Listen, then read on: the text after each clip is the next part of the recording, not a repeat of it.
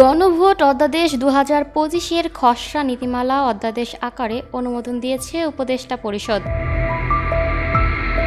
মঙ্গলবার 25শে নভেম্বর প্রধান উপদেষ্টা ডক্টর মোহাম্মদ ইউনূসের সভাপতিত্বে অনুষ্ঠিত বৈঠকে এই সিদ্ধান্ত নেওয়া হয়। এর আগে গত 20শে নভেম্বর বৈঠকে গণভোট আইন অনুমোদন করে উপদেষ্টা পরিষদ। জাতীয় ঐকমত্য কমিশনের সুপারিশ করা সংস্কার প্রস্তাবগুলোর বিষয়ে জনগণের মতামত নিতে আসন্ন ত্রয়োদশ জাতীয় সংসদ নির্বাচনের দিন গণভোট আয়োজনের সিদ্ধান্ত নিয়েছে সরকার।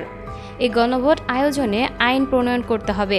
ওই সময় সরকারের পক্ষ থেকে জানানো হয় কয়েক কার্য দিবসের মধ্যেই গণভোট অধ্যাদেশ আকারে চূড়ান্ত অনুমোদন দেওয়া হবে।